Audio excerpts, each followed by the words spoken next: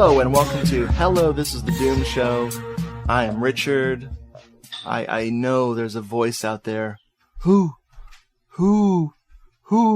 Hey, quit acting like an owl. Is that Jeffrey? Oh yeah, it is. Hey, what's up? Welcome to the show, Jeffrey. I promise I won't be an owl anymore. I really appreciate it. I'm just, man, Death Wish Club. Why? Let's just talk about it again. Okay. So on today's episode, Death Wish Club, Part 2. The Grettening. Oh, regretta, huh? Anybody? I have no regrettas. Oh, but bad jokes. All right. So, enough puns. If you want more Jeffrey, and I know I do, go to his blog, the Nay Soon Tomorrow blog, where you will be terrified by how awesome it is. And you'll be terrified by how infrequently it's updated. No, it's pretty frequent lead. Frequent lead? Frequent lead, yeah. Okay, so I've read your blog quite a bit, sir, and there were no red flags on it, that gave me any impression that you were insane or psychotic, or perhaps wearing a blonde wig. But I was all along, actually. And yet you wanted to talk about In the Folds of the Flesh. Yes. This is your idea, right? Or is this my idea? It was my idea. I put it on the list. And I joyously... I put it at the front of a list. I joyously accepted the challenge. Well, I'm glad you did. Folks, this is 1970s In the Folds of the Flesh. Not a porno. No. No. I don't think so. Directed by one Sergio Bergonzelli, who is still probably wanted man in his home country for this thing. This is a giallo? Yes. It is. Well, it comes very early in the, the giallo trend. In 1970, this is the really wonderful time in Italian horror thriller cinema, when the giallo hadn't really been codified yet. It was still, you could kind of do whatever you wanted with it. And, this film does everything with it. Yeah. I think Bergonzelli said... Bergonzelli, oh my god, his name's going to get to me. I think Bergonzelli said, "Did someone say plot twist? I'll write one of those." Or 4 or 5 right. of them. This dude is also credited as writing, at least co-writer of the screenplay and the film's producer. Right. So this is the passion project. Yes. As Brad and I would say, this was a very personal film for him. Usually that means that the movie sucks, but this movie does not suck. This is, in no known universe could this suck. It couldn't suck less.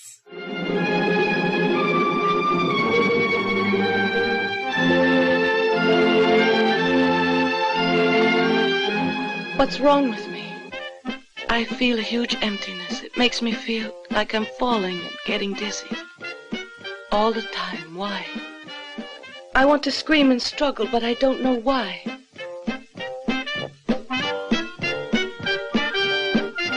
How about a beautiful woman digging a grave for her fellow man, better known as Andre? This cadaver, you say, is in the garden. It couldn't be that you're mistaken. That it's all an unconscious trick of your memory. There's one way to find out.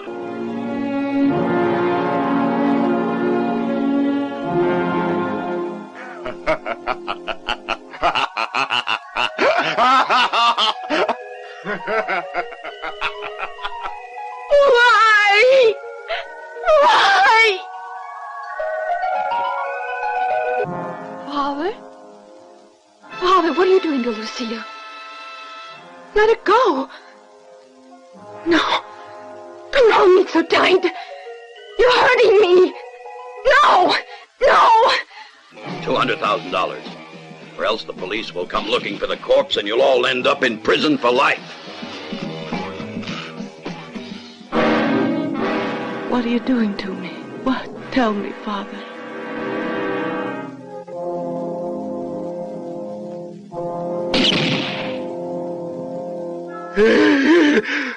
Oh, the nights I dreamed of having a beautiful woman. And now I got two in one blow.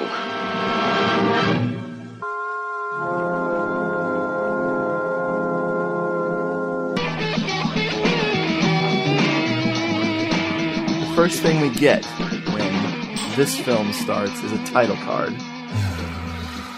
Yep. And it goes like this. Mm-hmm. ... And then a sudden, violent shock that left a deep impression on the mind and damaging it permanently. So, right off the bat, we are in, badly translated Japanese video game realm. Yep. All your base are belong to us type of thing. Yeah. And incredibly, this isn't the only title text that we get. No, we get two epigraphs for this movie. One is not enough. No. First of all, we get a flash of lightning. Yes. And then a severed head. There's a train whistle. Someone is covering a body, and there's a police chase. All this happens within seconds, but the woman covering the body is who we'll find out later is named Lucille, and she's played by Eleonora Rossi Drago.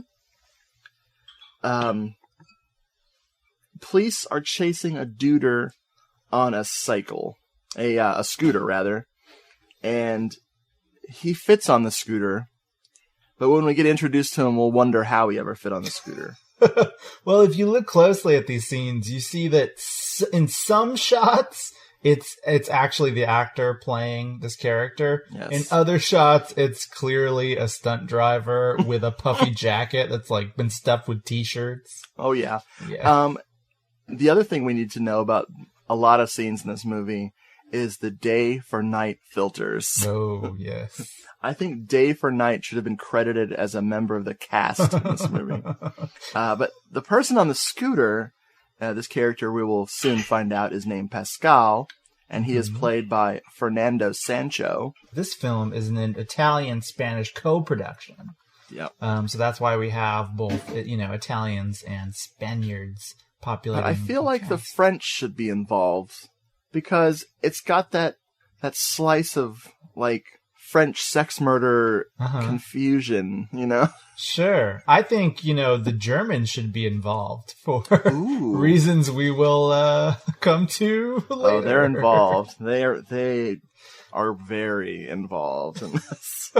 This film, I think, is really about the trauma that Europe experienced post-World War II.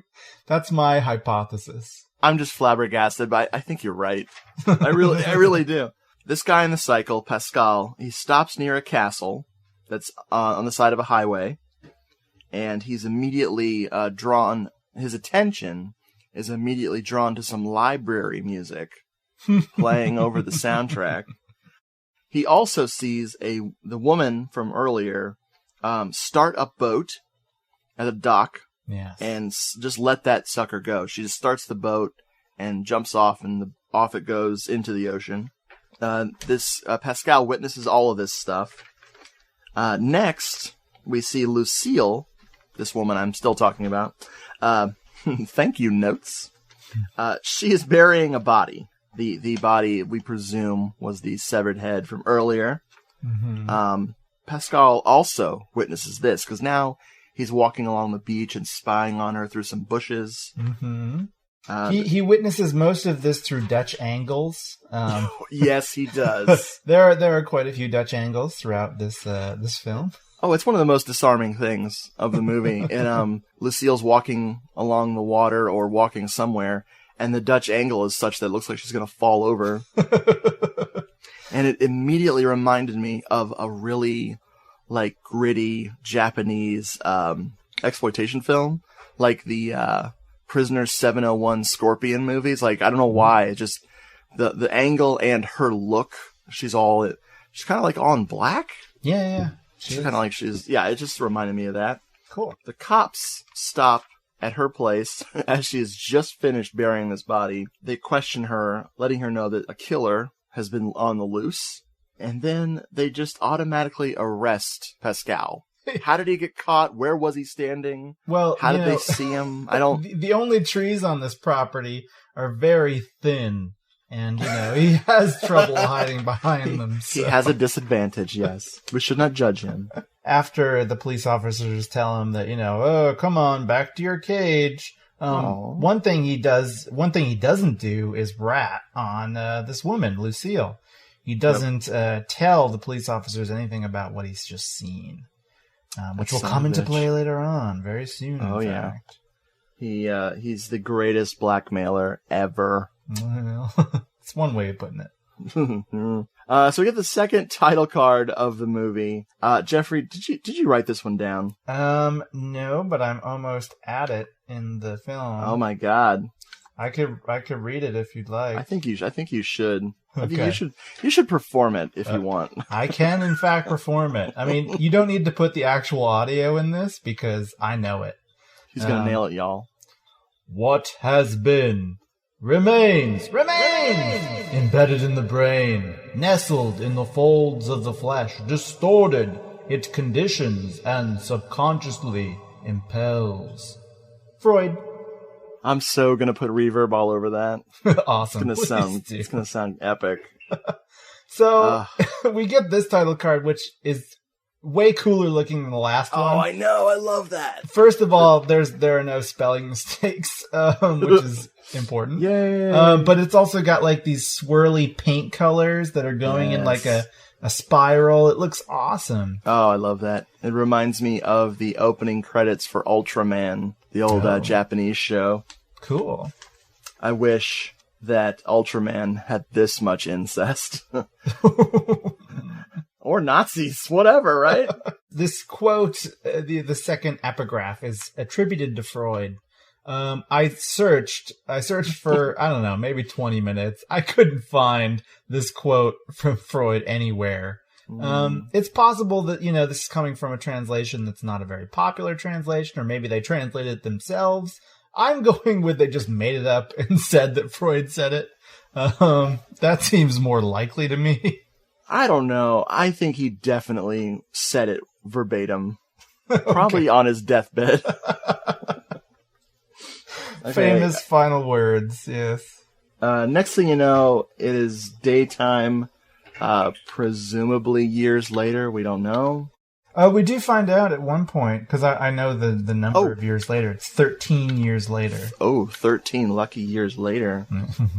A car pulls up. These two bros, Alex and Michelle, I guess they just spent the night together. No, I'm just guessing. Alex!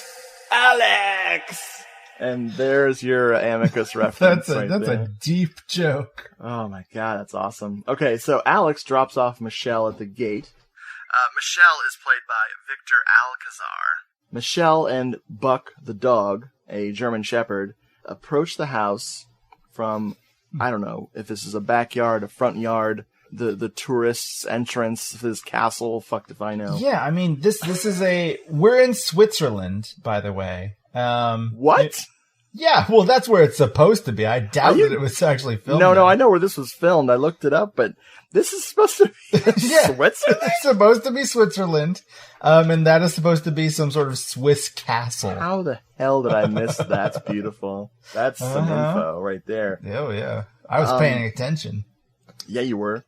We see a couple of vultures in a cage, and Buck, the dog, immediately starts harassing them by barking at them and kind of trying to get to them through the cage. I think that keeping vultures on your property is a pretty bad omen, and it's kind of courting trouble, And are they dubbed with monkey sounds, or is that just me? 'Cause I don't know what vultures sound like. True, I don't know either. I'm imagining those are real vulture sounds. Oh boy. A young lady meets up with Michelle. Her name is Velez, right? Falaise, yes. Velez. Oh, yeah. With an F, yeah. I wrote Velez. She's played by Pierre Angeli. Mm-hmm. Pierre Angeli. That sounds weird. Like peanut butter and jelly. Oh. So we find out that Michelle is her cousin come to visit. So she welcomes him with a kiss. And he says that he's traveling for business, but he also travels for pleasure, too.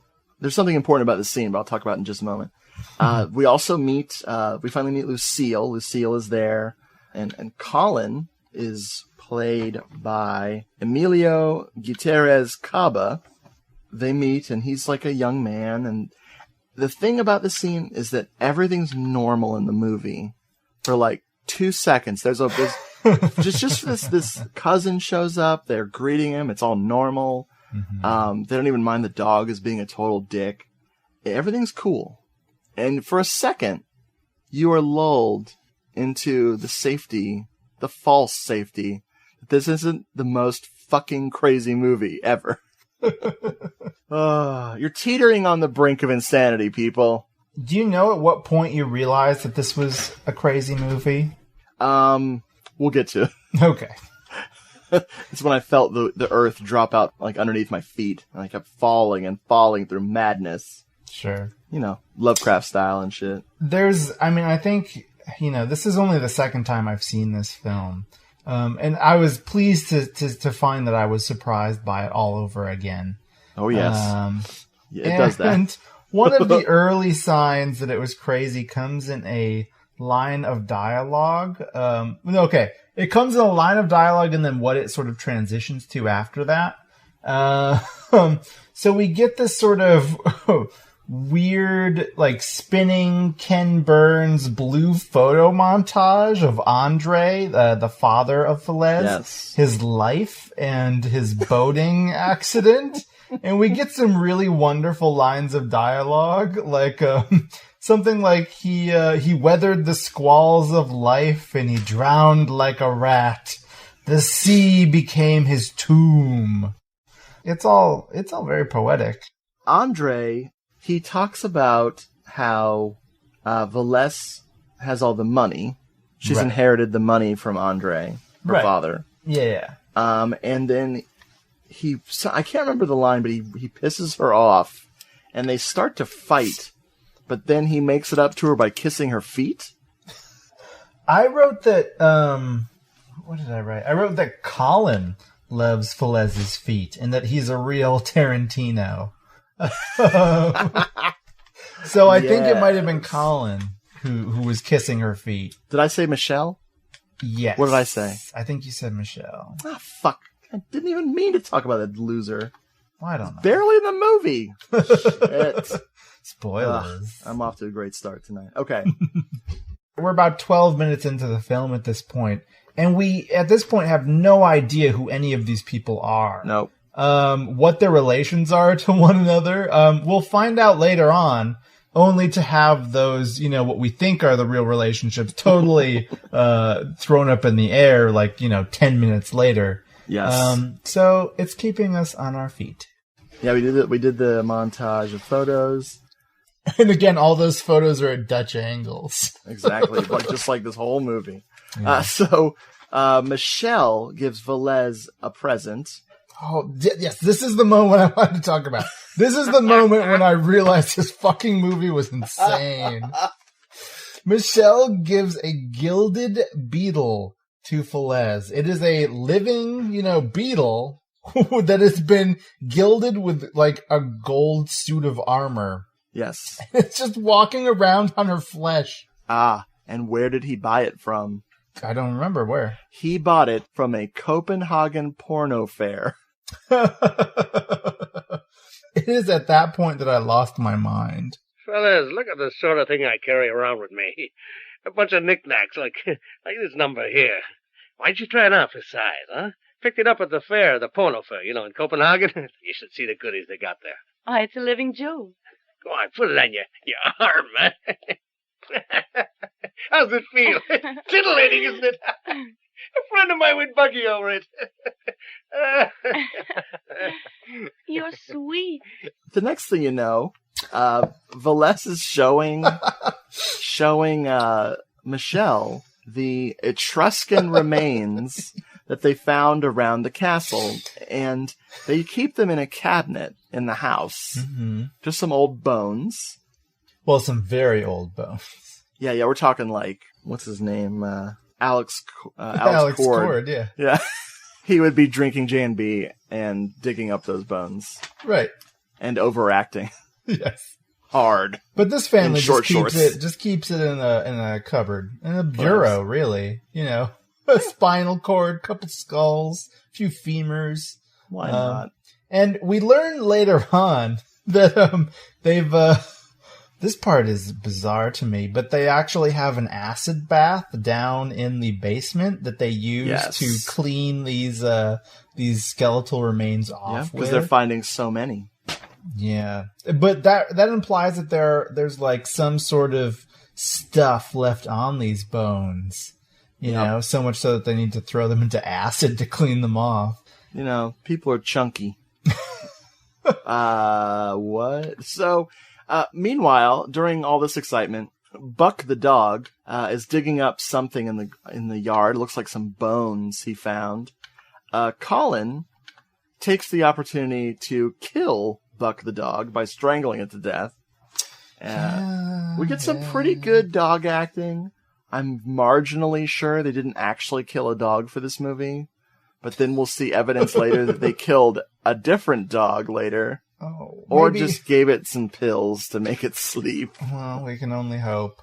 We'll get to that later. We'll get back to the shrinking corpse of Buck the dog. After Colin strangles Buck, we get a line from Velez, who I think is talking to Michelle. And she says, "It sounds like your dog was trembling with passion." Oh, yeah. I'm sure he was. Yeah. To death. Okay. So Michelle has a bath, and he writes a letter. I think we find out the contents of the letter later. He does sneak into Velez's bedroom and starts snooping around. She pulls a knife from under her pillow and immediately stabs Michelle in the back. It's unfortunate because she really messes up his wonderful red Zubaz zebra print robe. Zubaz! Holy shit. He just, she totally fucks it up. But yeah, she sleeps with a knife under her pillow. She's just ready to stab people. She's scrappy, man. She's ready. She has like a bug-eyed prison dream vision. Get used to that look. It happens quite a few times. This dream vision of her, 13 years past decapitation of somebody. Yep. Maybe her father. After this flashback, we come back to Velez in the present tense, playing with the corpse of Michelle, just tussling his hair and opening his robe and just kind of, messing with it. I somehow, for this particular scene, felt that it was necessary to note that her nipple pokes out at this juncture when she's playing around with this corpse. You take what you can get, man. I'm sure it was an intentional moment from the auteur behind this film. They find the letter that Michelle wrote, and they decide to send the letter to avoid suspicion. The letter is addressed to someone named... Derek. Yes, thank you. This mysterious names like Derek. After that, they then have to dispose of the body of Michelle. Yes. So they decide to bring it down to the elaborate green sludge acid vat in the basement that they use to clean Etruscan skeletons. We don't see them like putting the body in the acid, do we? Later we see a body in the acid. Right. But for now, we're just kind of left with, okay, they did something with it. Right. Alex has showed up, or is he Andre? No, Andre's someone Alex. else. Yeah. Andre's the father. But Alex isn't credited. That's the problem with this film. Oh, Most of the people aren't exactly credited. This mysterious Alex shows up. He is best known for spitting on vultures. And for driving Michelle to the place. He is Michelle's friend / which we'll find out soon enough, accomplice. Lover. That's just my guess. Alex! Oh my god, Amicus. So, Alex shows up and he does indeed spit on the vulture. Apparently he doesn't like them for some reason.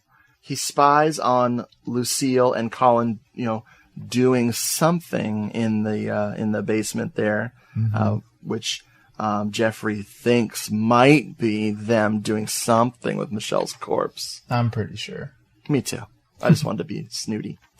So Alex is a little bit different than Michelle. Michelle at least waited until nighttime before sneaking into Felez's room and trying to seduce her. Alex is pretty blatant right off the top. He tells her that you're really taking a risk even talking to me. I'm a Casanova, a dyed-in-the-wool Don Juan. What? Oh, I have to agree. Completely. I wouldn't talk to him either. Yeah.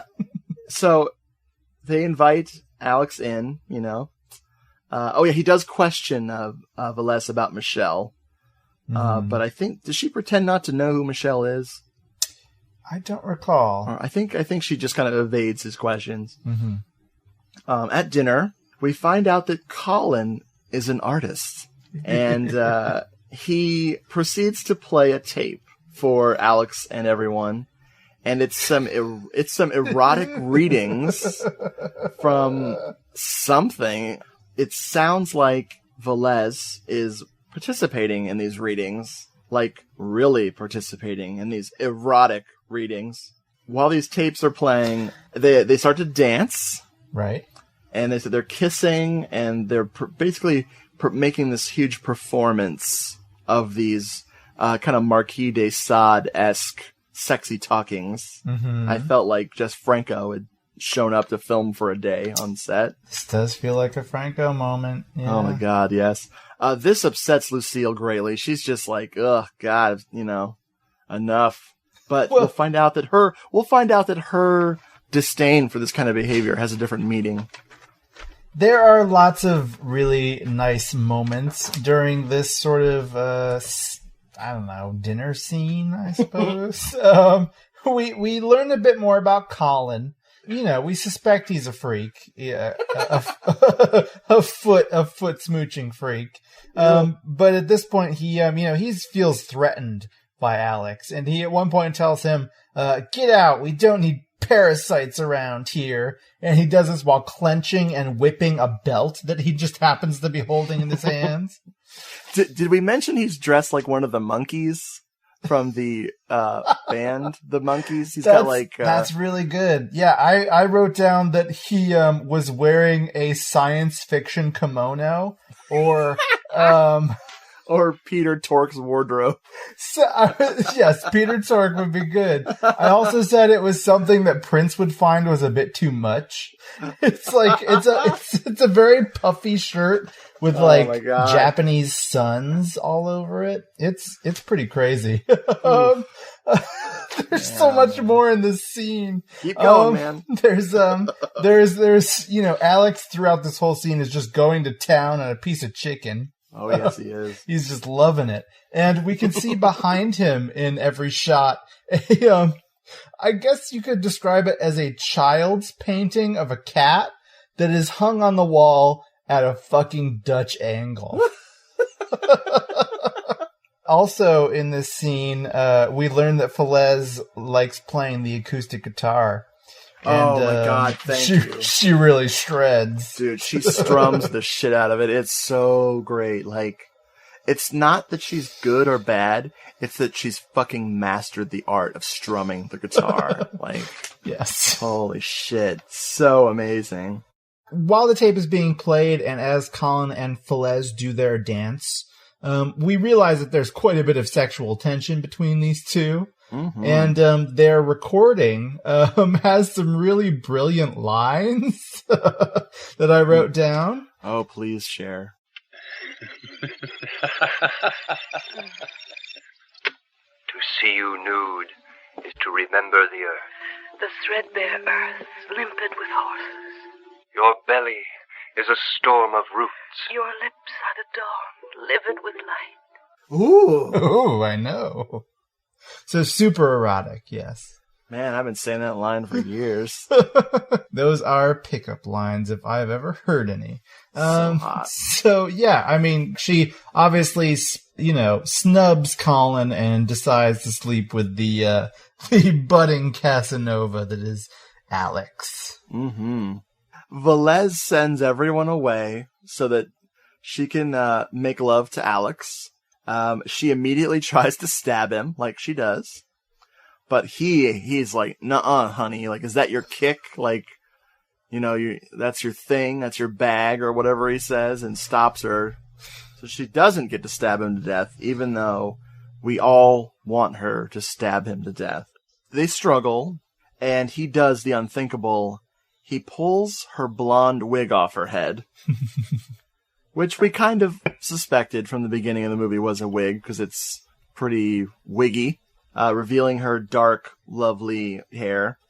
And one of the things that we have to think about, or the film will force us to think about, is how can this, blonde girl who we're seeing in all these flashbacks be this, very clearly brunette girl who is existing in the film right now? The answer is, she can't. And we'll get more into that pretty soon. It's way more subtle than that. No, it's not. It's not subtle at all. She flips out, definitely flips the fuck out, and says, "Don't touch my hair, only father does that."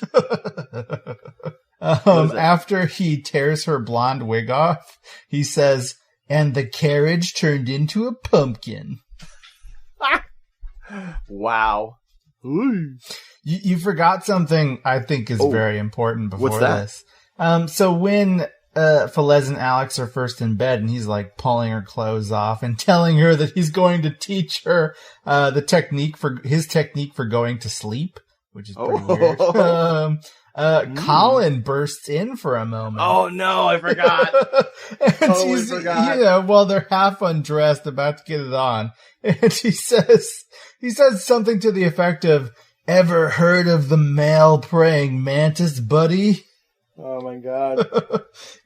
Basically forewarning Alex of his get ready to doom. do your part. Something like that. And after he walks away, he continues to watch them through almost like a fence, like a lattice kind of exactly thing. Yeah. Oh my god. Alex finds all this very amusing until Velez pulls a sword and beheads him, which he doesn't find as amusing, presumably. His head, like the severed head from earlier in this film, looks redonkulously bad. We have another flashback. In this flashback, Andre is molesting her, and she beheads him. Well, I mean, right? Just shy of rape, yes. Yeah, and it's definitely not a good touch. I have a question for you though, because this flashback starts with another Dutch angle shot of a train roaring past. Yes. What? I don't understand what this train is for. This train will, the whistle of the train going by and the shots of the train going by have little or nothing to do with anything that we can discern. Because they're not near a train station. No, I don't think so. They're near the ocean, and they're in a castle, and a highway. I don't think they're also by a train tracks. Well, maybe they are. We just can't see them from anywhere on the ground. This is actually the center of the universe. Everything happens here. Yeah. Right. She screams, "What are you doing, father?" Next thing you know, we meet a gentleman named Derek, and we'll put that in quotes. His name's Derek. And he is played by Alfredo Mayo. Okay, Kat. You do not want attention right now, do you? So this guy is reserving a seat on a flight for the next flight to Zurich, which is how you know where we are in the world, supposedly. I was listening. He flies to a women's mental institution or a women's mental hospital, and it's a big bag of crazy in this room. He is consulting a doctor about a blonde girl who wears gloves. Now, there's so much going on in this scene that it's insane. Someone is singing a Christmas song. There's just all kinds of crazy ladies running around, interacting with each other, interacting with nurses. They're all very well dressed. And they're all having like a confetti party, I guess is the best way to put it, while laughing insanely to themselves. It's like their Christmas party, but you can tell that it's all year round that they do this. Mm-hmm. This Derek character is talking to this doctor. She's a blonde girl, not wearing a wig, but who could she be? Gosh, I wonder. Oh, now he's meowing. Was there anything else in that scene? That was more of a teaser, right? We don't really get a lot of info. What do they say about this blonde girl? I don't remember. I don't know what they say about her, but she's wearing, white lady gloves and cuddling some red confetti.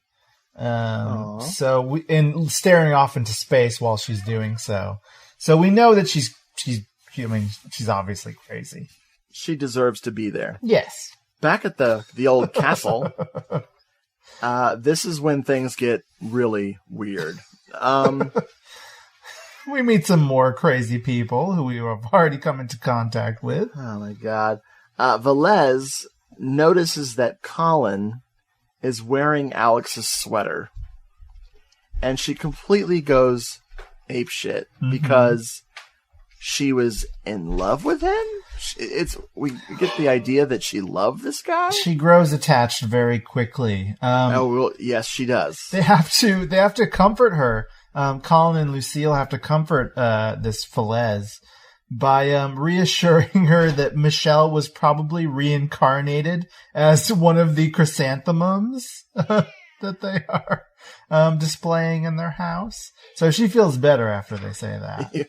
Oh my God. They get a strange phone call during this scene, and a very gruff voice says that they'll be coming to the party soon. And how does Colin respond to that? Colin just screams and hangs up, but what does he yell at him? He says, quote, "You're not welcome here, bud. Shove it."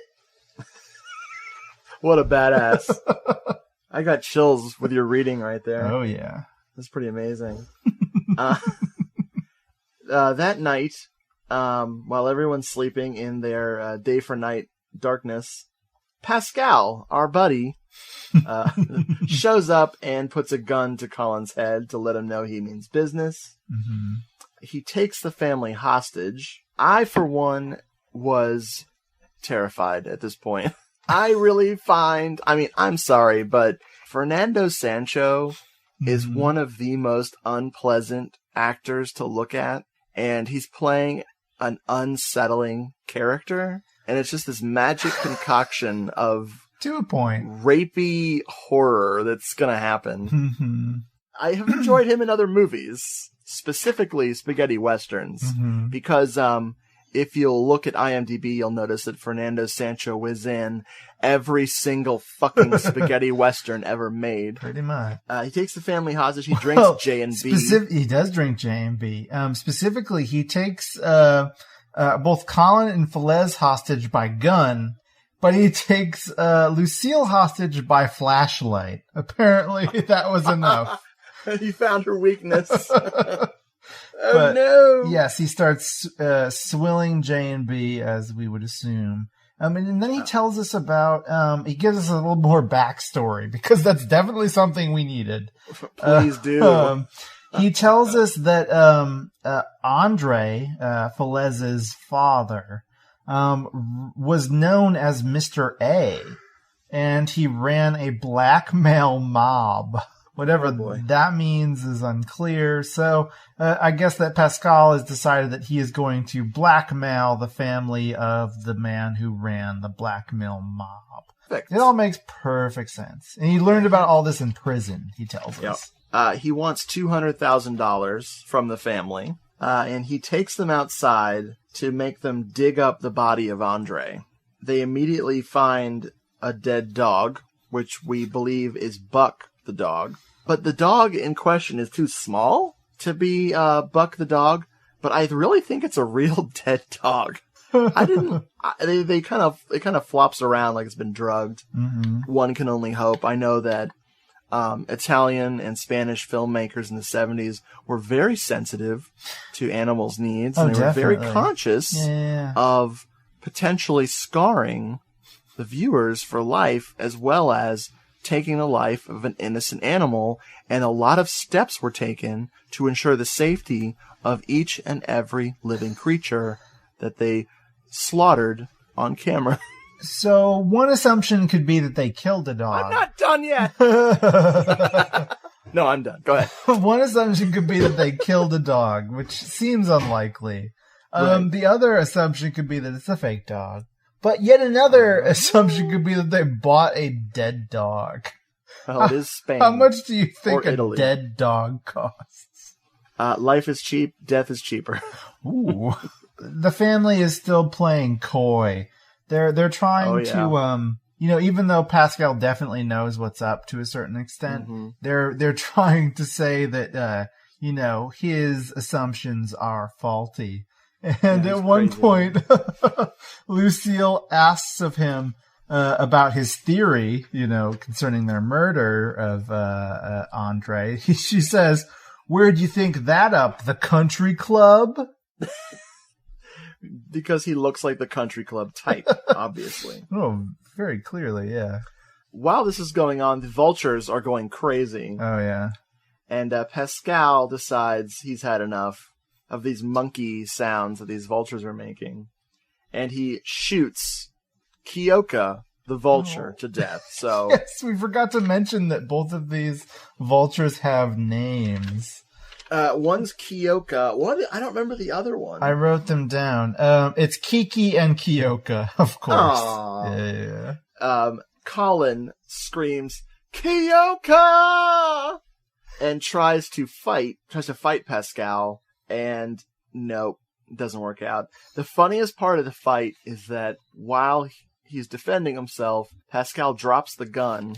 So Velez is helpful by screaming, Colin, the gun! Get the gun! Letting, Pascal know that she's thinking about the gun. Mm-hmm. And that he should remember to grab it, which he immediately does. Throughout all of these scenes, it's important to note that Pascal is slobbering and spitting constantly. Oh my god. And we get to see him eat. And eating is the best. Also, that in this whole scene, Colin is just in his boxer shorts. That's about it. I want to stop and talk about these vultures for a minute, though. Sure enough. Because these are not Chekhov's vultures. They will not come into play in the third act. This is pretty much it. Oh no. So, my question is, why the fuck are there vultures in this movie? I believe that at this castle, just some random person kept vultures, or that's all I got. I can't. I have no clue why they're there. I think in some respects it's sort of a giallo tradition for people to have weird pets. I mean, by tradition, I say the only other one I can think of is Seven Deaths in the Cat's Eye. Yeah, the gorilla, that fucking gorilla, which is my god, not really a gorilla. Talk about. I hated that movie the first time I saw it, and the only reason I hated it was because of the gorilla. And then I watched it again, and I realized that I love it. The thing is, I think it's supposed.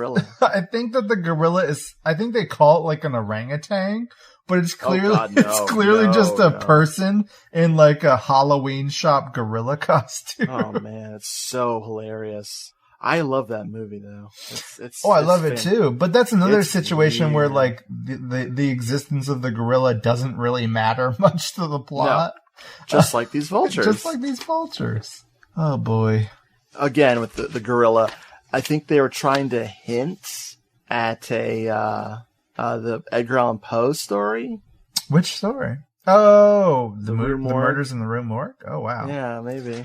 That went right by me. Or they're referencing the Iron Maiden song. Which song is that? Murders in the Rue Morgue. Oh, okay. Hey now. That's what the original singer before Bruce Dickinson. Ooh. He was more punk than metal, so he had to go. Okay. So after he beats the living shit out of Colin, Pascal makes him tie the ladies up. And then he talks about having a woman. Well, and I'm like, why did we have to wait this long for him to decide to rape someone? Like, hello, boring. He also wants to drink more J&B. Damn right. Pascal tells Colin, who he's now, made his slave. He says, "Let's all have a drink. Hurry up, slowpoke. My lips are getting chapped." Yeah, because that's the thing that'll quench your thirst. Some J&B. Holy crap. Uh-huh. It's like let's just rub witch hazel into your eyeballs because they're dry. What the fuck? Sorry, I've had a lot of J&B in my life, and I fucking hate it. Listen, there's a time and a place for J&B, and it's during this fucking movie. This is where, In the Folds of the Flesh, believe it or not, ties in with a movie we covered previously. Do you know which movie? Oh, well, there's something about, I wrote in my notes, a passion play. A muck train. That's what you're referring to? Hello? I actually don't know why I wrote down a passion play, so because please tell me. Because Pascal, after he threatens Colin and is gonna rape the ladies, both of them, in time, he promises to rape both Lucille and Velez. But he promises Colin a passion play. Oh, okay. Then he rapes Velez. Mm-hmm. And I thought, hello, a muck train.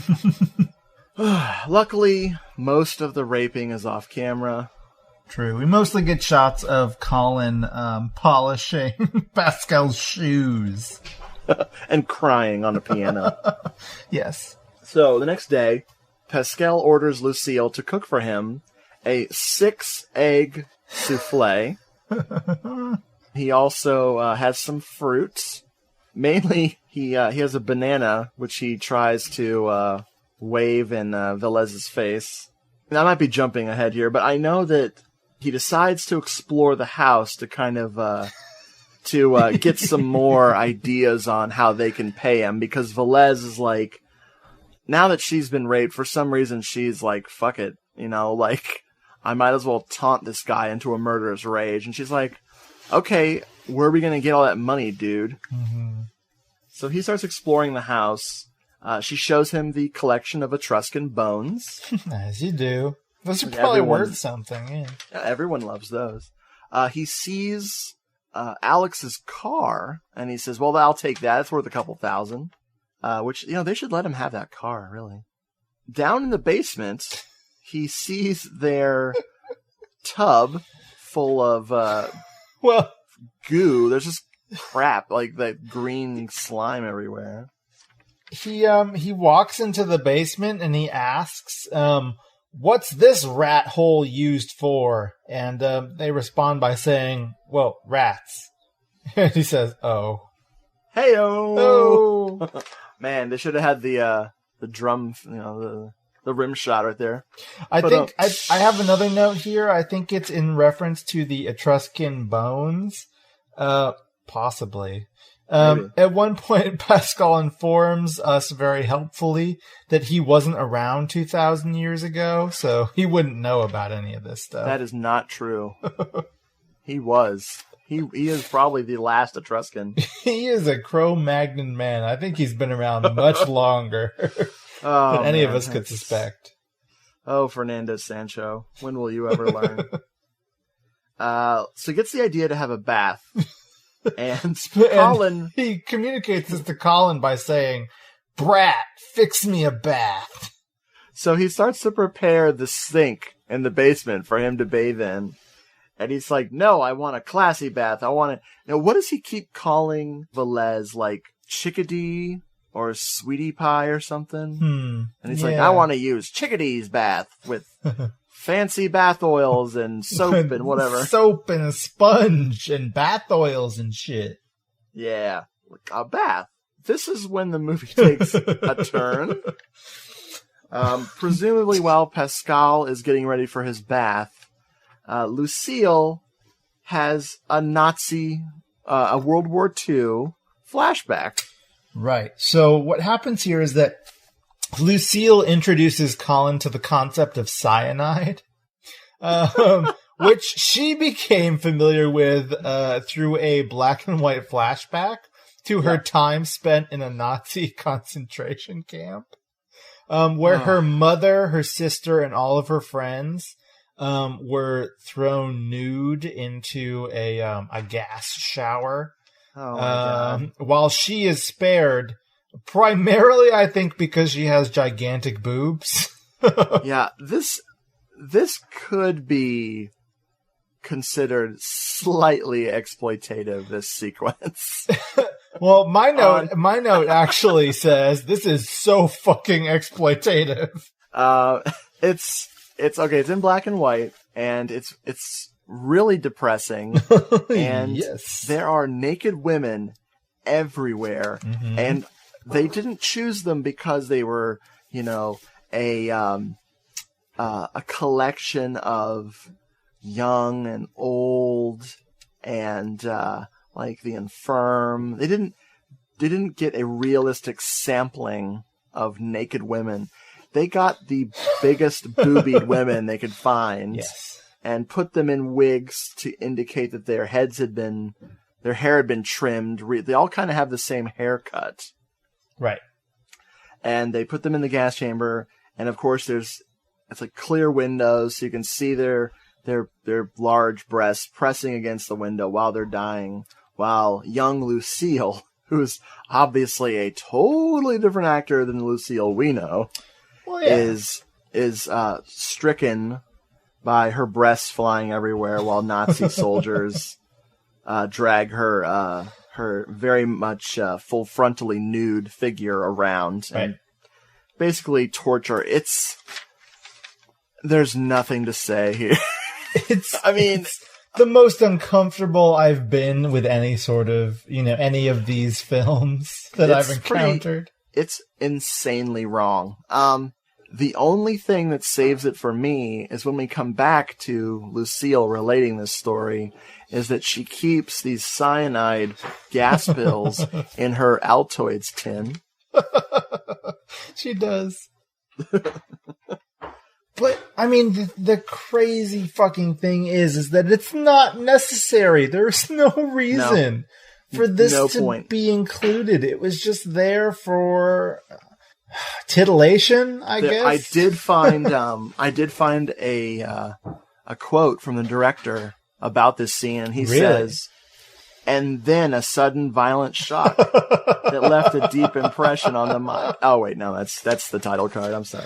Anyway, pointless Nazi scene. Yes. This is great though. They set a trap for Pascal, who's in the bath. Thank God he's not naked. Holy shit. But he's loving this bath. He's wearing some nice dingy underpants. Oh yes, he's loving this bath. He's like a gigantically fat seal that has just been reintroduced to water, and he's loving Fernando it. Sancho. He has some really stupid tattoos.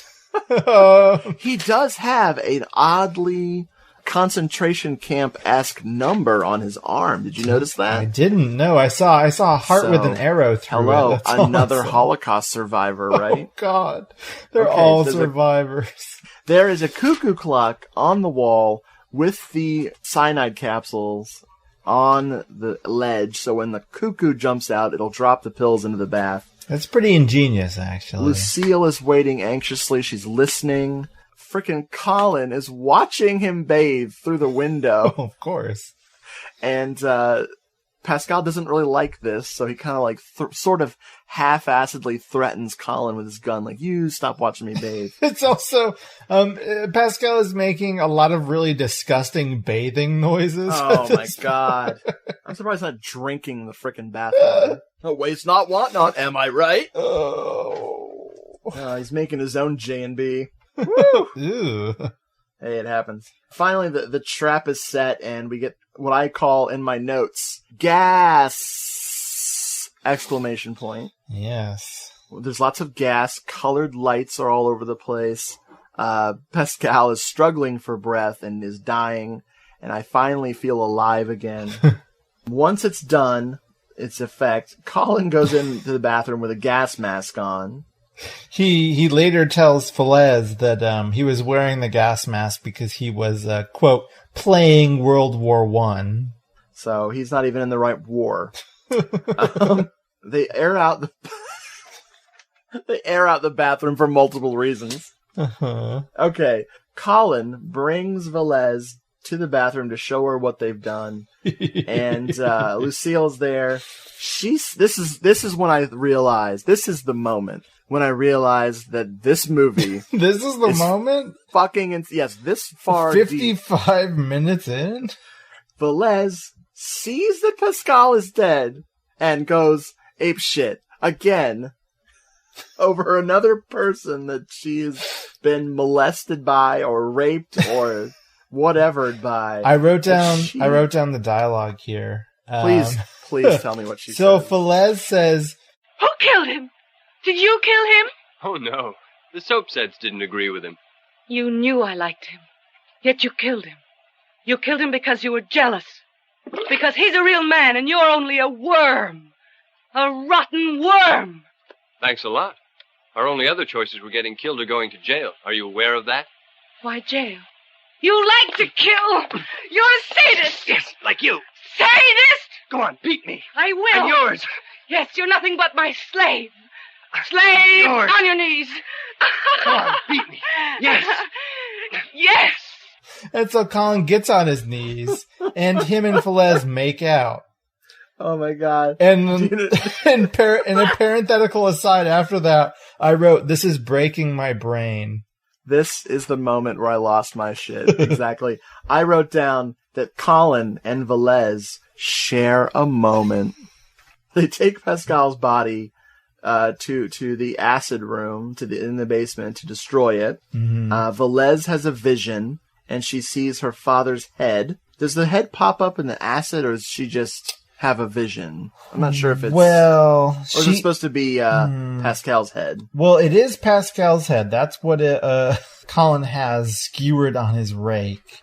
He pulls that out of the soap suds. Some more soap suds that don't agree with him. Mm-hmm. Feliz goes all bug-eyed, and then she sees a different head, which is supposed to be the head of her father, Andre. Okay. And she says, "Papa!" But then it turns back into Pascal's head, and she's just clearly going nuts. Yes. While Colin is twirling this severed head around on a stick. Next thing you know, a boat pulls up to the dock, and our friend Derek shows up, but he says he's not Derek. He says he's Andre. Mm-hmm. And that he's had a facelift, and he's had this assumed name to avoid the old gang. And Lucille is just in shock, obviously. He also says that, it's definitely me. You wouldn't know because I've had lots of surgery. Yes. He transformed himself into the beautiful Alfredo Mayo, which, hey, I'm game. So Velez, of course, freaks out when Andre reveals who he is to her. And then we have a flashback, which may or may not help us understand what's going on in this movie at all. Well, no, it in fact does not, because it's all lies. It's all gibberish. This is we have a series of fake outs at this moment, starting at this point. We're okay. Oh my god, I kind of have to go back for a second, just because you know this whole storyline with Pascal was sort of like the main conflict of the movie. Resolved, but it ends with about 40 minutes of the movie left. So yeah, we move on to this whole other conflict, which is, you know, this Andre / maybe fake Andre arriving back at the Swiss castle. And so we have to deal with this for the rest of the film. I think it's obvious that Fernando Sancho had some other commitments. You mean probably like other bathing scenes in other movies?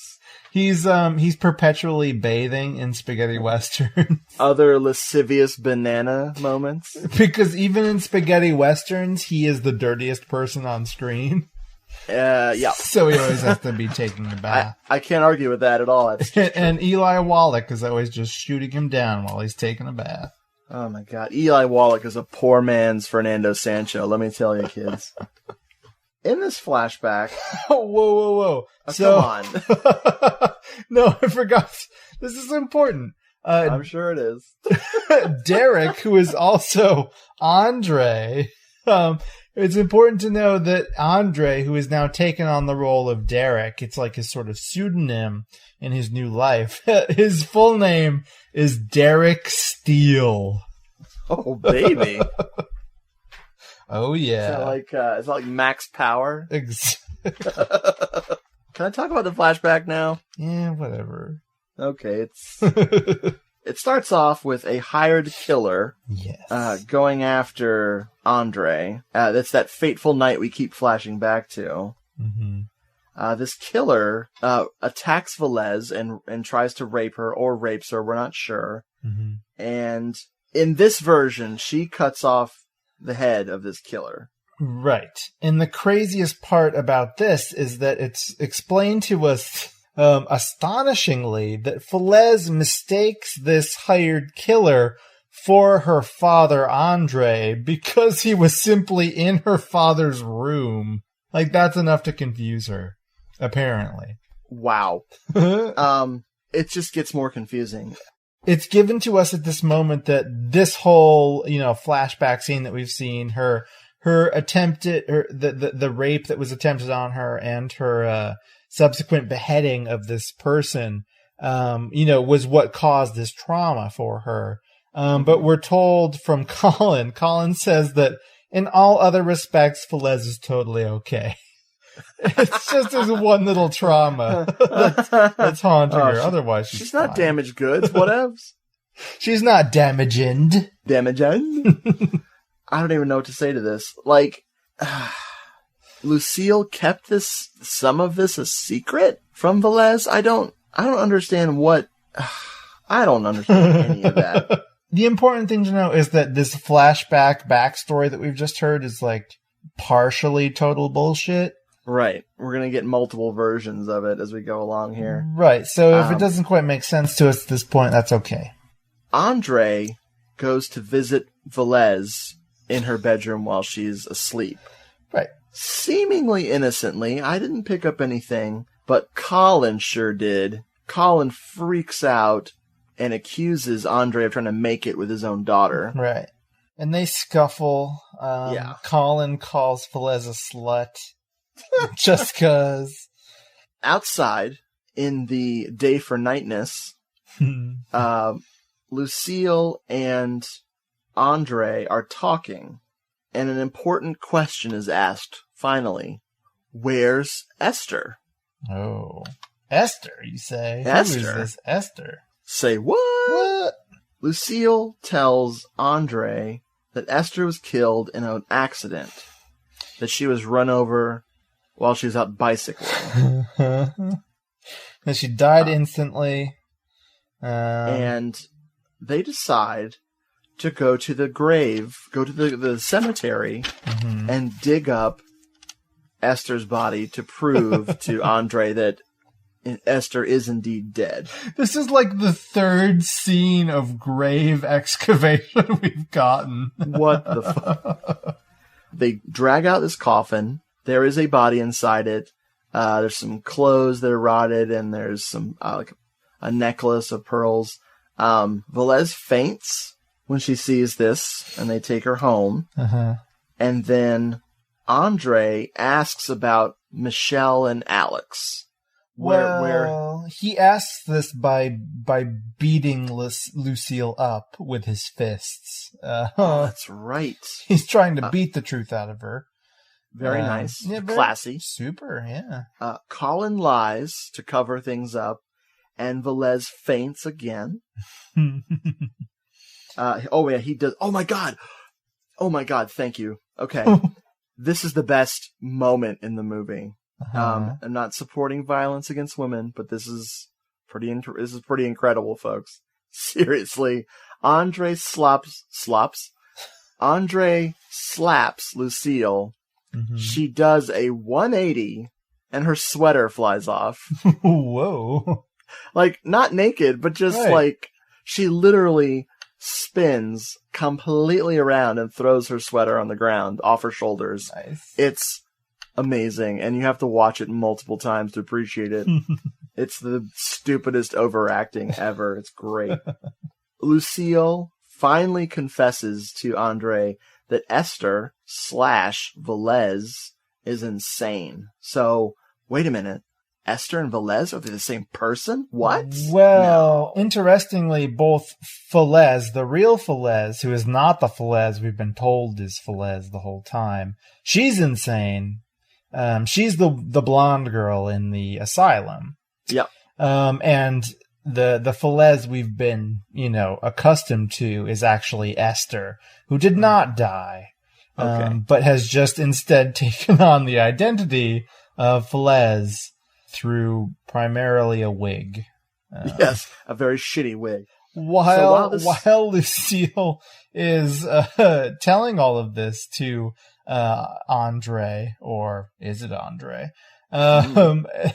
Colin is aiming a shotgun at Andre from a second-story window of their castle.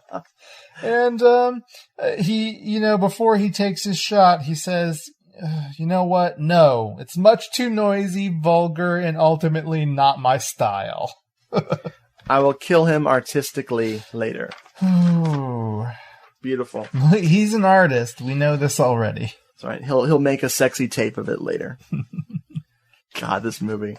So at the gate at the castle, the lady doctor who we saw earlier at the mental institution shows up with the real Velez, the blonde lady.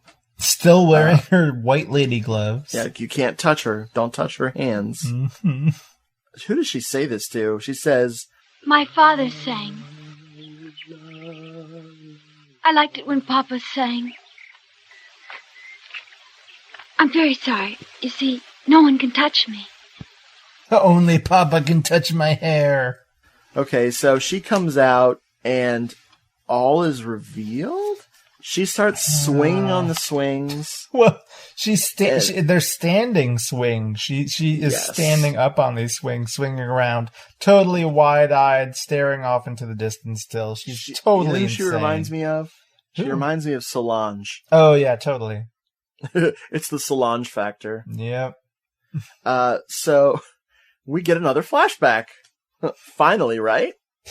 No Nazis in this one, I don't think. Okay. Boring. So, the lecherous killer turns out to be a gentleman named Antoine, played by Luciano Catanacci. And suddenly, everybody remembers the real truth. Or some semblance. Yeah, partially the truth. While the real Velez was swinging, she saw her father and another one of his gang members roughing up some dude in the garage there. This was like her trauma. She's being traumatized by that. But also, Antoine took a liking to her. He's the one who would rape her later, or attempt to. Right, but I guess another further complication here is that Antoine is also Lucille's lover. Ooh. Yeah, but they make love in the sandy beach. His affection for young Feliz is obviously a complicating factor. Yes. He could be Colin's dad. Oh my god, this is so weird. I'm just trying to hold it together here, folks. This movie's so fucking weird. Antoine gets hired to kill Andre by the rest of the gang? Sure, yeah. But he screws it up and he can't do it, so he rapes Velez instead. Well, he found another option. We find out that Esther and Velez have been switched. Lucille sent Velez off to the crazy place and has been passing off her daughter Esther as Velez. Right. Which means yes, that Colin and the fake Velez are actually brother and sister, which Colin finds ridiculously hilarious. He says something like, "Oh, incest." Ha ha ha ha. So, milady, is really the daughter of the governess, eh? She's my sister, and I'm her lover. Oh, incest. A couple of children extraordinaire. Yes. How funny. It's genius. It's pure genius. His reaction is awesome. He then threatens to shoot himself if Lucille won't tell the whole story. Which at this point, I think the audience is also holding a gun to their head, waiting for the whole story. I also want to note at this point that there is a a portrait of Andre in the house. Yes. A younger version of Andre. He's actually chomping down on a cigarette in it, and he looks a lot like John Travolta. Nice. Nice. I wouldn't have picked that. It's perfect. Which this old man clearly does not look like John Travolta. No. Well, he's had some work done. There's a hint for us. Okay, there's a lot of... The thing about this whole sequence that you have to understand why it's so hard to talk about is that all these characters are standing around, either in the backyard or in the house. Everyone's either babbling about these plot revelations and reveals, or they're standing there in wide-eyed shock like Velez. Yes. And it's so confusing. The first time I saw this movie, it just knocked my brain out of my ass. Like, I was literally trying to figure out what was going on. It wasn't until my second and third viewing that I didn't care anymore. So now I have an idea of what is happening, but I can't communicate it to you at home listening, nor can I communicate it to Jeffrey. But damn it, I'm trying. Luckily, I can communicate it. After a bunch of swirly cam shots where the camera is just flying around to show the characters' internal problems, their damaging. Lucille breaks open a fucking vase, and inside of it is Antoine's head, bagged and not decomposed a single fucking bit in 13 years. You know, if it had been a piece of Tupperware, I would have believed it. But it's just a bag. That's bullshit. And this sight of, Antoine's bagged head causes the real Feliz to exclaim something like, "Now I remember everything." Oh my god. And we get another flashback. In this flashback, we learn that Lucille conspired with Antoine to murder Andre. Oh, brother. We also get some more trained Dutch angles. Yep. And again, what the fuck is with all these Dutch angles? This is in Switzerland, not the Netherlands. What are we doing? Yeah. Everyone, gets on a Fulci's case and gets on Franco's case with the zooms. All right. I will trade you 1 million zooms for like half of the Dutch angles of this movie. They symbolize crazy. I guess so. So here we learn that they're, it's sort of like, I guess in the last 40 minutes of this, it sort of turns into Rashomon. where we get various versions of the same story with little details added that bring us closer to the truth each time. You just Kurosawa with me, brah. Love it. In this version, in this flashback, we learn that, during the attempted rape of Feliz by Antoine, that Esther enters the brawl and she's trying to help Feliz out, but that ultimately Lucille steps in and cuts Antoine's head off, even though she had conspired with him to kill Andre. Mm-hmm. I guess she didn't conspire with him to rape her ward, so she was not into that at all. You gotta think ahead here, lady. Yeah. So apparently this trauma caused Esther's personality switch, because why not? Right. So that happens, and then, they're both crazy now. Lucille can just send one off and raise one as somebody totally different. And then make up a story about some chick who got run over by a car. Yeah. Who knows who that was? Oh, God. Hey, how about a flashback to that instead of the Nazi part? Hello? Uh-huh. Oh, my God. Lucille, overcome with something, decides that she has had enough of this life.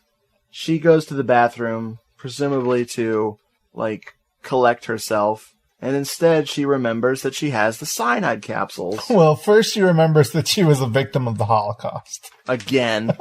With with the black and white Nazi. There's actually, this is our third flashback to the Holocaust.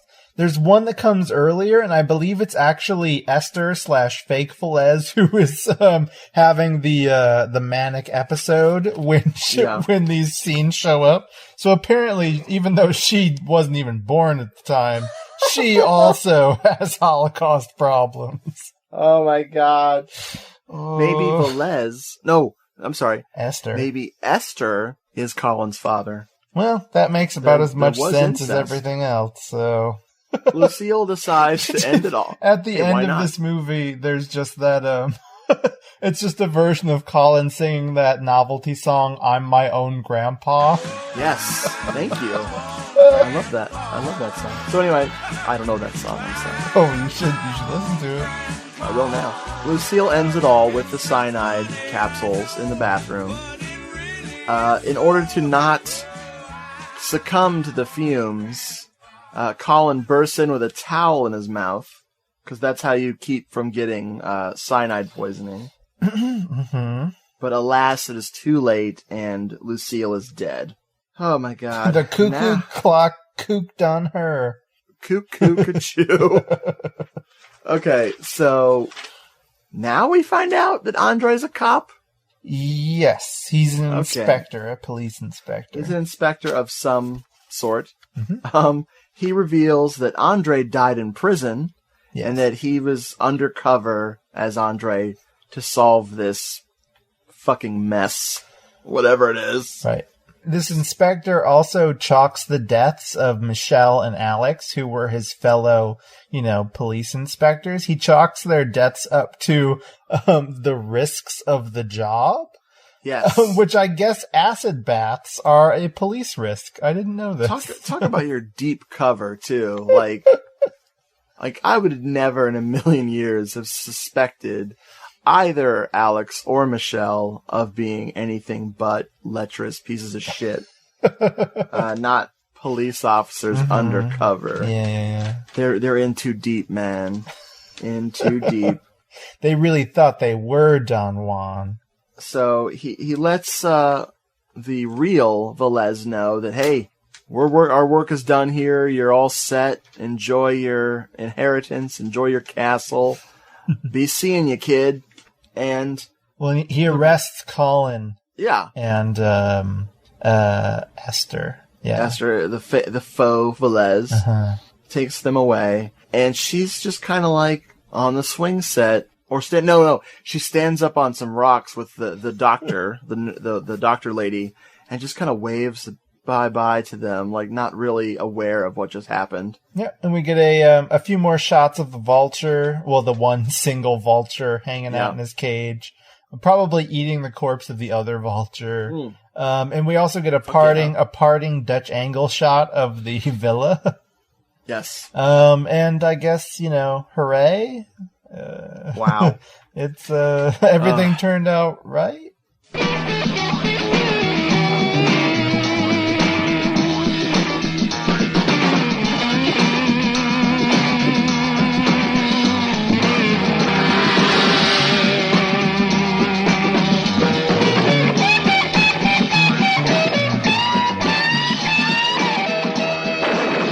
I don't want any of you to get the impression that this isn't a joy to watch. Like, this is a major pain in the ass to talk about in a coherent manner, which we sort of did. I think so.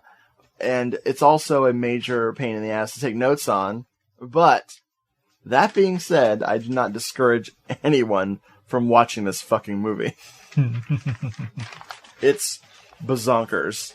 This is an unguessable mystery. I mean, oh my god. There's no way you could anticipate anything that happens in this film.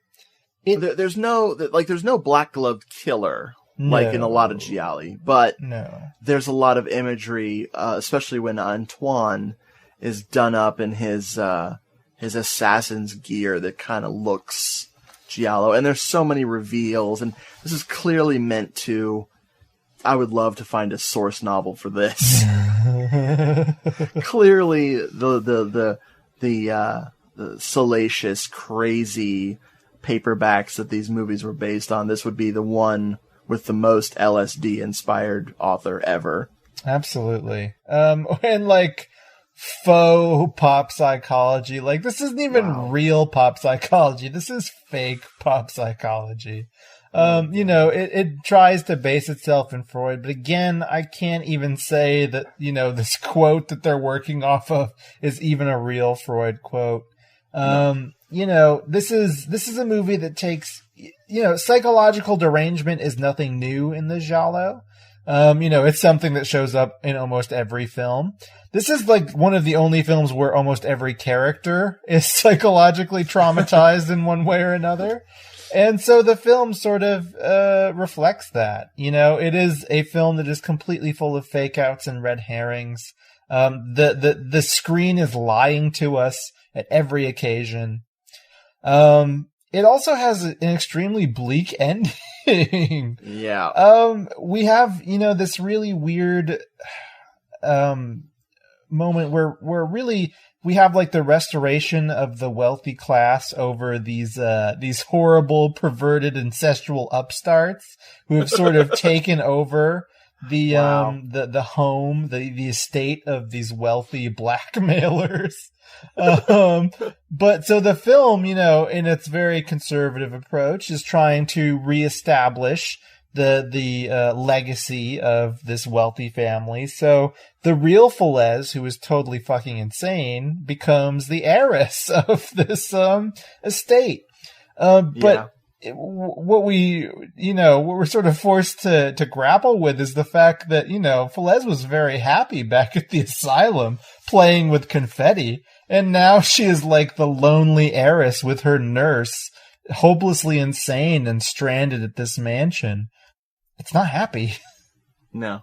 The families in Bay of Blood had it better than this crew. Well, they were all dead at the end.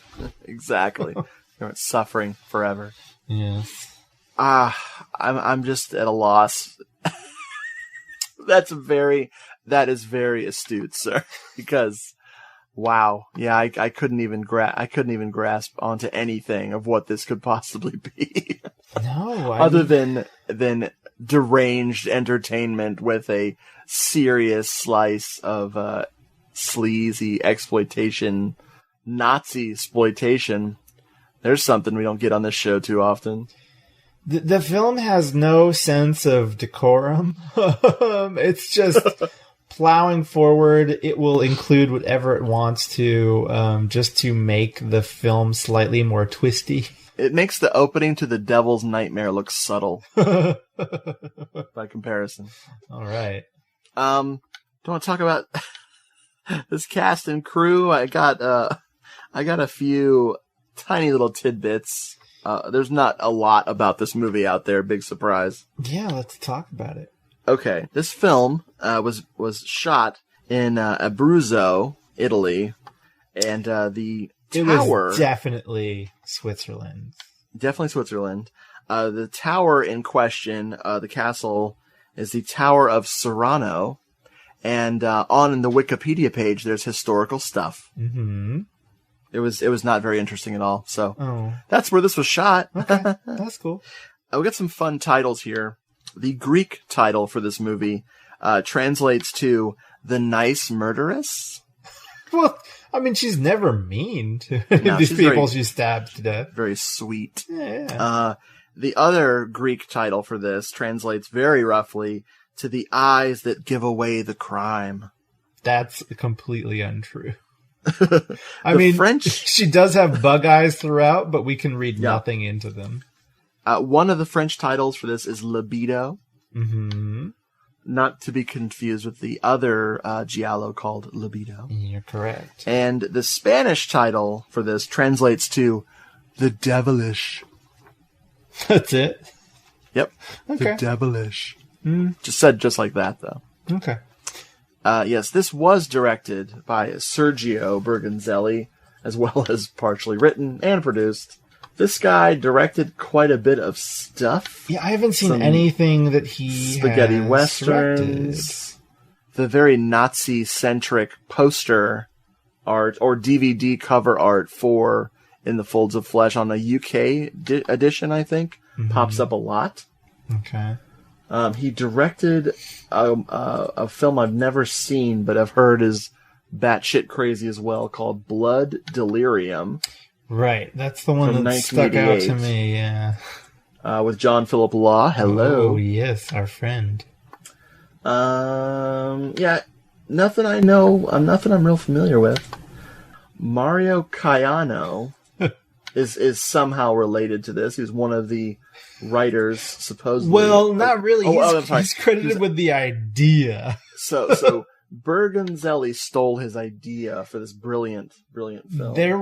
That's the most astonishing thing, that there was an idea involved in the making of this film. Mario Caiano is good. Did a lot more films, including the Faceless Monster with Barbara Steele and other spaghetti westerns. Nazi Love Camp 27. Well, yeah, hey, there you go. That's the original idea. Eventually was realized. That was his contribution.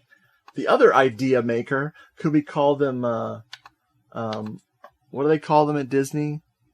Imagineers? Oh, they are totally Imagineers, yeah. Fabio D'Agostino, he would go on to fulfill his dreams with the Red Knights of the Gestapo. Oh, nice.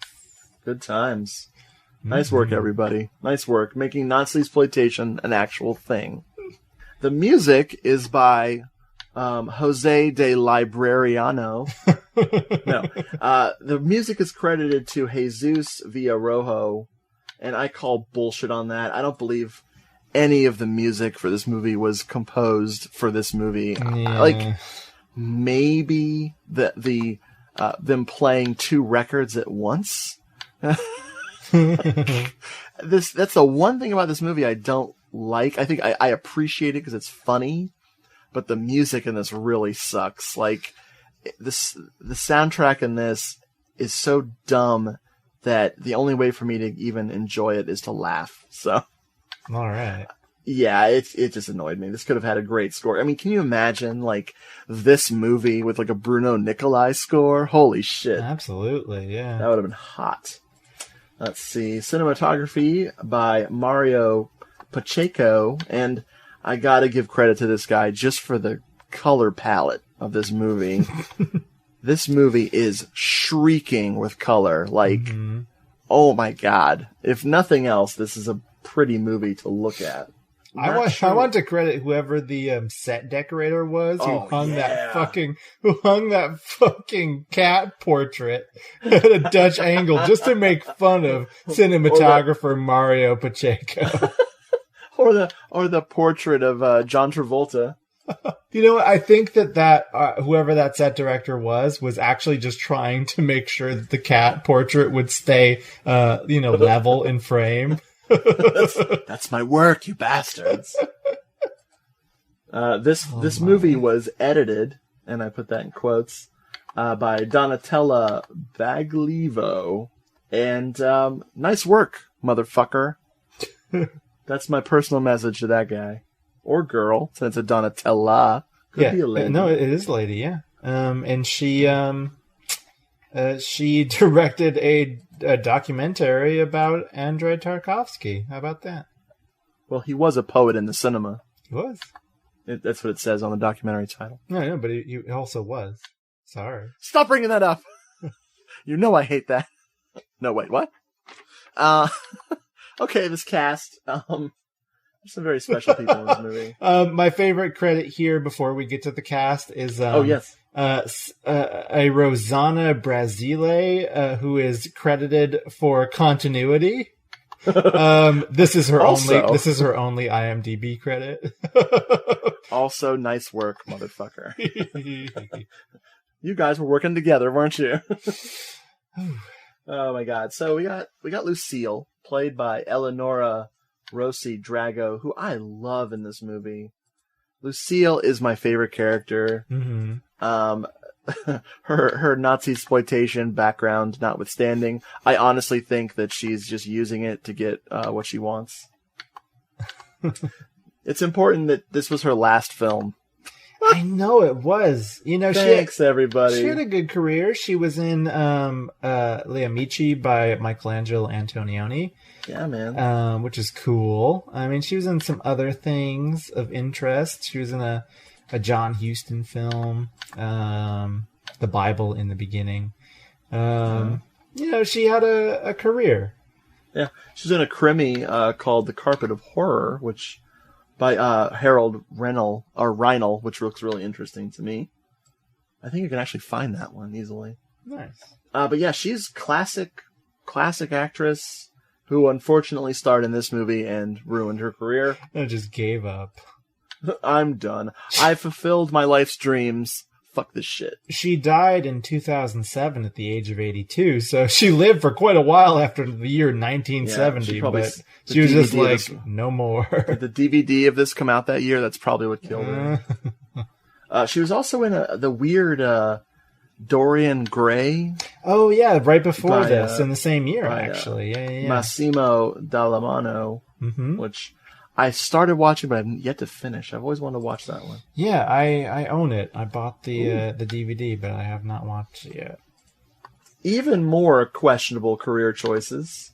Pierre Angeli, who played Flesh AKA Esther, was a beautiful actress who unfortunately passed away shortly after this movie was made. By passed away, you mean she committed suicide? Well, hey, come on now. Not everyone can survive starring in Octoman. Oh my God. Yes, I mean, right after this film and Octoman, which if you were to summarize it as IMDb does, says a team of researchers discovers a strange mutation or man and octopus who proceeds to terrorize them. She killed herself. That's tragic. That's very tragic. She was somebody who was, an Italian actress who was trying to make it in Hollywood. When she died, she was living in Beverly Hills. Just looking at her IMDb page, you can see how she sort of got around. There's pictures of her starring with Paul Newman, hanging out with James Dean. She was kind of making it, but I guess not enough for her own ambition. It's very sad. I mean, she was very young. She was just shy of 40 years old. I'm not sad because she got to do In the Folds of the Flesh. Oh, thank God. Obviously, some things are worth dying for. Oh. So next up, we got Fernando Sancho, a Spanish-born handsome devil. Like we were saying before, this beautiful man was in a lot of spaghetti westerns. Ooh, he's in a Franco film. You better believe he is. He's in X312 Flight to Hell. Oh, great movie. Great movie. I haven't seen that one. He plays a sleazy piece of shit in that, too. He is first and foremost on the poster art. Oh, man. I gotta see that one. Oh, he's in a couple. Well, no, that's not a Franco film. He's in that Franco kind of knockoff, Dr. Orloff's Invisible Monster. Yeah. Love it. Alfredo Mayo played Andre, Derek, Inspector, whoever the fuck. Derek Steele. Yeah, Derek Steele. Another Spanish actor, very familiar face for giallo fans and for Spanish horror fans. Is in The Bell from Hell. Oh. And My Dear Killer. Oh my god, I love that one too. It's in a lot of spaghetti westerns. His best work, of course, he's quoted as saying, was in The Folds of the Flesh. No, he didn't say that. Emilio Gutierrez Caba is a very prolific actor. Another Spanish actor with 185 credits, still working to this day. Yeah, most of them are things that I'm completely unfamiliar with, though. All TV. Yeah, mostly a TV actor. The only interesting one, I haven't seen it. I'm actually surprised I haven't seen it, but he's in Jose Ramon Larraz's Stigma from 1980. Ooh, yeah. I like Larraz. I know. He's apparently got a big role in that one, so worth checking out. The cast starts to kind of break up. IMDb doesn't even know who these people played. Can you really blame IMDb on this count? Other familiar name, Victor Alcazar, played Michelle. I've seen him a bunch. Some Nashi movies and some Spanish horror. He was in Count Dracula's Great Love, nice. Horror Rises from the Tomb. Oh yeah, he's Vic Winter. That's his other name. He was in A Candle for the Devil, a.k.a. It Happened in Nightmare Inn. Oh yeah. Antoine, of course, is another familiar face. Luciano Catanacci. He was in Kill Baby Kill. Ooh. Yeah. He was in Rome Armed to the Teeth. Nice. Syndicate Sadist. Nice. Almost Human. The Umberto Lenzi credits just keep on rolling. Well, you've had a good career when you go from Bava to Lenzi. But you can never go back, my friends. No, you can't. Unless it's Lamberto Bava. Then you don't want to go back. No, you'd rather stick with Lenzi at that point. Did you have any other things you wanted to say about this movie? No, other than the fact that, it's great. It is again that sort of sweet spot in an Italian genre cinema where, the next decade plus of thriller films hadn't really been totally solidified. So this is sort of like a brief glimpse at how things could have shook out. We could have had tons of films parroting this film rather than parroting The Bird with the Crystal Plumage. But I guess maybe thankfully that didn't happen. But it could have. This movie always reminds me of the utter failure that is The Bloodsucker Leads the Dance. Or the so many characters that you just can't care anymore. La Bambola di Satana, which is an inheritance scheme giallo that I think I need to give another chance, but man, reveal after reveal and twists and turns, and after a while you don't even know what you're watching anymore. Bizarrely, I kind of want to give The Bloodsucker Leads the Dance another chance. Oh yeah, I've watched it twice for some reason, and it is enjoyable for the most part. It's definitely not as smart as this movie. Whoa. Yeah. That's rough. But yeah, I recommend this totally. If you think you've seen it all, if you are offended by Nazi imagery, stay far away from this. But so I have a closing question for you. What indeed rests within the folds of the flesh? Ooh. Let's scrape it out and look at it. What do we got? I think the answer is Nazi smegma. That's the S word. Nazi afterbirth, because obviously our director of this film was trying to make a statement about, like you're saying, the scars of Nazi Germany on the world. Right. I think this is, again, Europe's trauma captured on celluloid. Wow. It's very allegorical, but it's there. It's his Europa. Yes. Wow. This is like a more...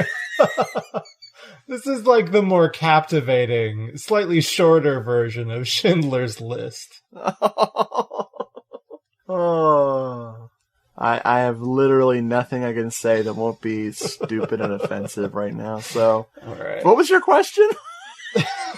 Did you have a question? Yeah, my question was about what exists underneath the folds of the flesh. Oh, that was your question. That was my earnest question. I thought you were saying that the answer would come from there.